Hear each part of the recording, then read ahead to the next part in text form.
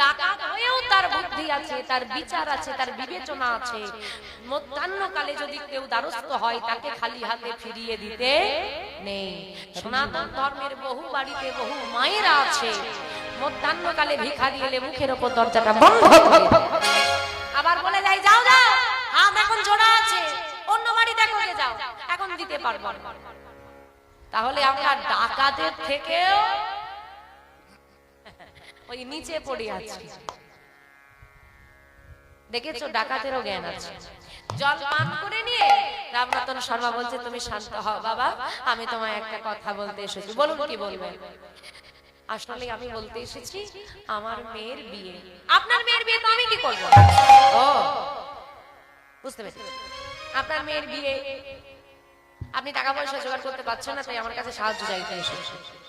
বেশ, আজকে আমার পরিকল্পনা আছে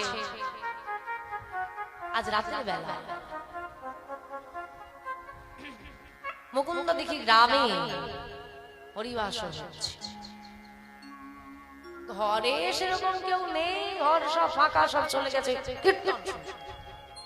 সেই সুযোগে আমি ওই মুকুন্দ দেখি গ্রামেতেই আজ রাতে ডাকাতি করব।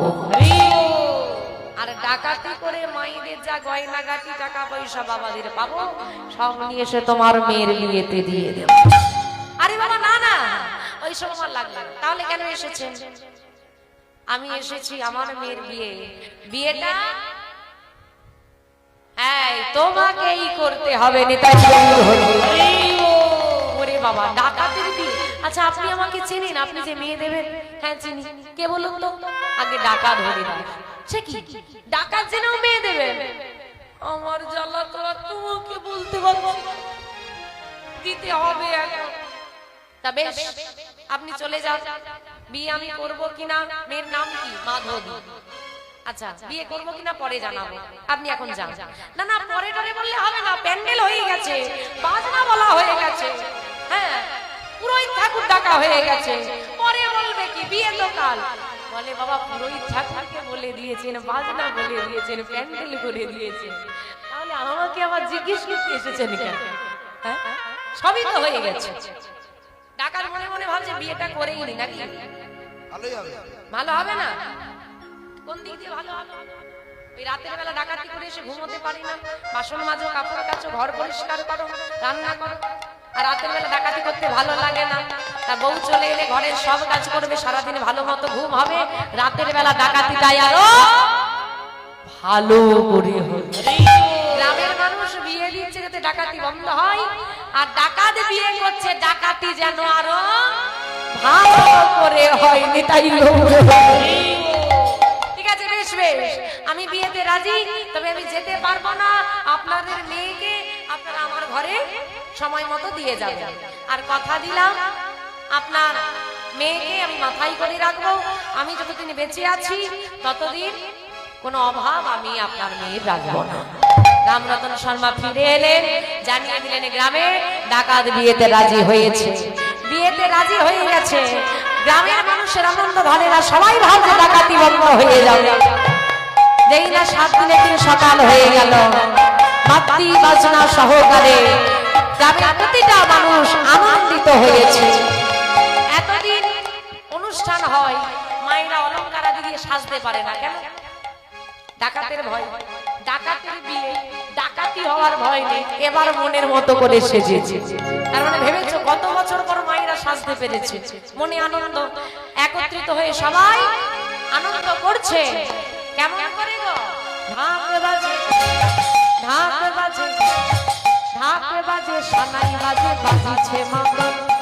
ঢাক বাজে, ঢাক বাজে, ঢাক বাজে, সানাই বাজে, বাজিছে মাদল। ঢাক বাজে, সানাই বাজে, বাজিছে মাদল। ও ঢাক বাজে রে,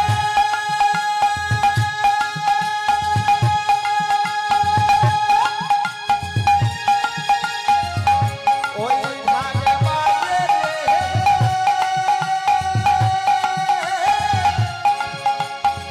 ঢাক বাজে রে,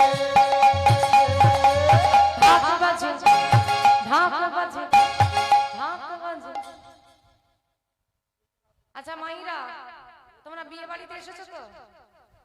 সবাই এসেছো? তা বিয়ে বাড়িতে যে এলে কি আনলে? হ্যাঁ গো, এই যে কেমন লোকেদেরকে নিমন্ত্রণ করেছো? কেন কেন বিয়ে বাড়িতে এসেছে খালি হাতে এসেছে সব, প্রেজেন্টেশন হয় না? কিছু উপহার নিয়ে আসেনি। কেমন লোক নিমন্ত্রণ এনেছে করেছো? দেখায় না। উপহার এনেছে, উলু উলু লুকিয়ে রেখেছে দিবে পরে। আচ্ছা, হাতে করে কিছু আনোনি তো? হাতটা এনেছো তো? ওইটাই হাতে করে তো কিছু আনোনি, হাতটা তো এনেছো।